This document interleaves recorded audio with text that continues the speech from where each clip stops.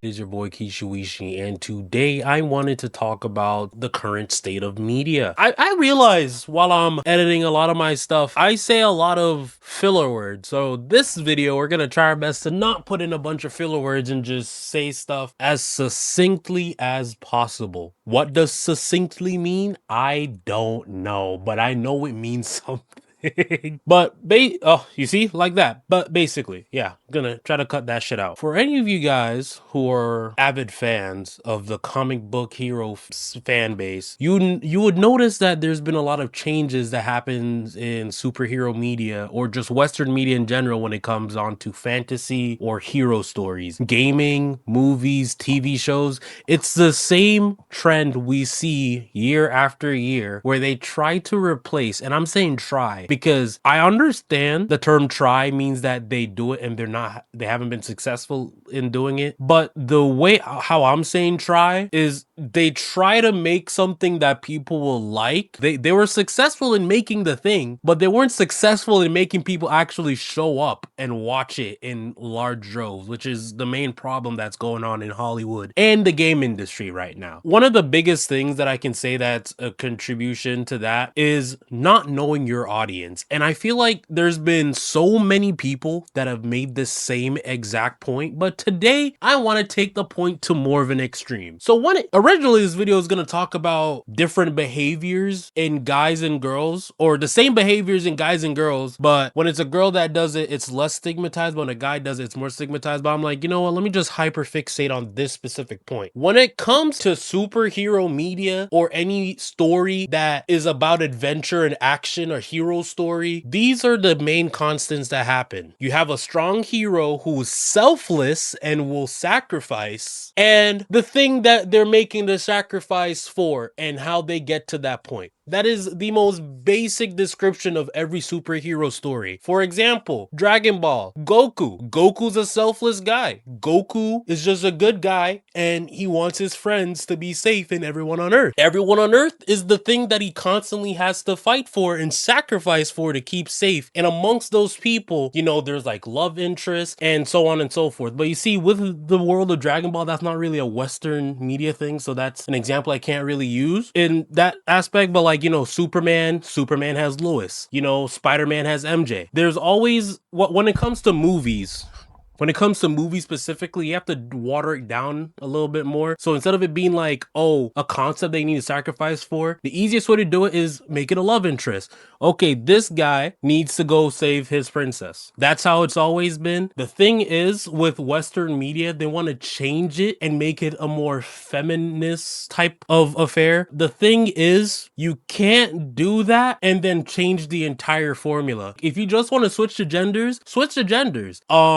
Excuse me, Wonder Woman? Hello? Wonder Woman is the perfect example of them using the same exact hero formula for Superman, Batman, Green Lantern, and just the character is a woman and she's strong. And she still has a love interest that she wants to take care of, or not take care of, but to rescue in most of iterations. Or maybe I'm just thinking about the 2018 Wonder Woman, 2017 Wonder Woman iteration with her boyfriend, the other Chris Pine in Hollywood. The point that I'm trying to make, if you want to make a successful product and you want to invite a different audience, you can't change the formula, but you can change the components. You can switch the genders around and nobody will care. Like my Wonder Woman example, which is probably the only example I can give you being successful, because how is it that Wonder Woman was a successful movie and has been a successful character since her inception in the 1960s? I don't fucking know shit about DC. But then you have characters like Supergirl, Captain Marvel, the Marvels, who just fall flat on their face. How does that make sense to you? And I will tell you why. It's the concept of making everything selfish and individualistic. In our modern society, a lot of our morals stem from being, I'm a good person because I said so. I am this because I said this. But in the grand scheme of things, you are as much as what you are, as much as you do what you say you are. You can't say you're a good person, but you don't do shit. You can't say you're the hero of the story if you don't care to sacrifice, not necessarily your life, but sacrifice your comfort to do good things. Supergirl, for example, a move that I've yet to watch, but I've heard so much about it. I can just tell from the trailers and from the press tour. Who's gonna win, you versus Superman? I'm gonna win, but it's because he's gonna let me win. because he is. And that's just his character. Yeah. But you're also stronger. But I'm stronger. Objectively. Objectively stronger, Yeah. so I'm gonna win. The main character is a selfish bitch. And when it comes to a superhero story, your hero can't be selfish for the entire movie. You can start off as selfish and then learn, oh, you know what? Being selfish is the reason why I can't reach the heights that I need to achieve. Let me be less selfish. And then boom. And you can even see it with the opposite in like Homelander. The whole reason why Homelander is a good villain is because he's inherently selfish, but at the same time, he thinks he's doing good. But from the very beginning, there's no nuance. You know, he's supposed to be evil, and then the nuance is that, you know, everyone's kind of evil. But if that's the baseline for every single thing that comes out, where the hero and the villain in some concepts or in some perspectives, one can be seen as good or evil, and in other perspectives, it could be switched around. It just makes everything a little bit more watered down. So with me talking about how superhero or hero media, you know, just action, adventure, that medium being, you know, kind of watered down, let me give you an opposite example of, let me show you or describe a scenario that will describe the same exact thing Hollywood and games media is currently doing, but in an opposite extreme that is just the same. Romance movies. So everyone knows that when it comes to a romance, 9 times out of 10, the romance is going to be surrounded a girl. Like if it's a romance movie, the main audience for romance movies is going to be women, so the woman is going to be the main character. The thing about romance movies, the main character doesn't need that much going on for them. You know, the whole point of the main character in a romance movie is that you, as you are, can put yourself into the shoes of that character. So like Bella from Twilight, the Madam Web from 50 Shades of Grey, I don't know her name. Those stories are literally based from the same source material. The thing is, why those movies do so successfully in the romance franchise is the fact that the character is bland, and then what happens in the story is what makes it interesting. When it comes to romance, women, and I'm just, you know, I don't give a fuck. Women tend to want to be the ones that get taken care of or go on an adventure. Like they're not necessarily the one making the adventure happen, but they're being taken along the ride. And that's how romance movies are so successful. Bella in Twilight, you know, there's two, oh my god, the sexy werewolf. Look at me, nigga. Look at me, nigga. The sexy werewolf and the sexy vampire. Oh, they both want her, but she's just this regular girl. Oh, that could be me, the reader, reading the book, reading the script, watching the movie. Oh, I'm so that's the mindset when it comes to romance movies. When it comes to superhero movies, the main audience is men, and what men want to do, men want to attach themselves to something greater and emulate the thing that they think is better than them. Women kind of just want to see stuff that like reconfirm that they're desirable or validated. Men want something to aspire to be, and then, okay, I'm Batman, you know? The whole I'm Batman is like, oh, Batman is brooding and mysterious. I'm not brooding and mysterious, but because Batman's brooding and mysterious, I'm gonna take on those traits and see if that's gonna make me a better person. That's the type of thinking that's going on. And I already know one of you mongoloids in the comment sections are going to be like, oh, well, girls can do the same thing and want to aspire to be like the characters they watch. Well, yeah, no fucking shit. But for the sake of the video, we're talking about the majority. The majority of the people in the audience, for both respective audiences that I'm talking about, the way I'm describing them is what the majority is like.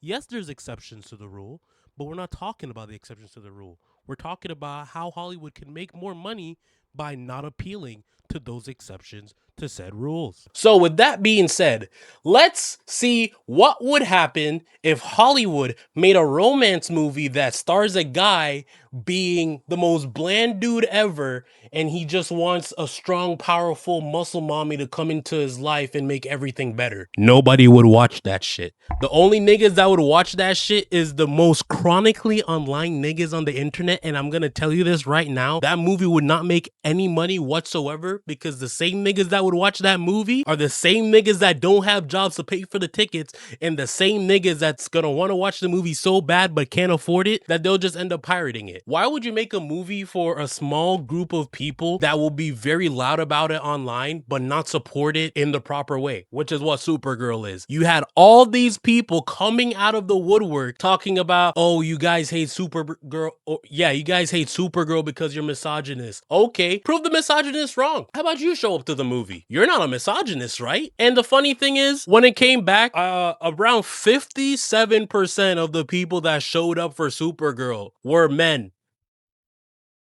So the argument kind of falls apart now. Because what do you mean if you hate women, you won't watch this movie? Do women hate women? Because a lot of women didn't show up either. You know, the second weekend, or third weekend, and I'm pretty sure the box office hasn't even reached the budget of the fucking movie. But oh, it's the misogynist's fault. I want to also add at the end of this video that whenever it's a story that is from the guy's perspective as being in a romance story, this is something that I don't think anyone's pointed out. Every time a romance story is surrounded or fixated on the guy, because this, okay, taking a step back really quick. Action, superhero movies, comic book, anime, those stories tend to still have romance at the center, but there's things that go on around it, and the romance is a part of its core. So like, oh, Superman protecting Earth. He's protecting Earth because he loves Earth, but if anything happens to Lois, my nigga's gonna snap. So he's gonna protect Lois and the Earth because Lois lives on Earth. That's the concept. When it comes to romance movies, they're usually just focused on the female experience, getting swept off your feet, going out on a date with a guy, you know, being with a guy that you don't really like, and then another guy comes in, so you cheat on the guy that you're with. Those are very feminine things. But the baseline is that both men and women like romance at the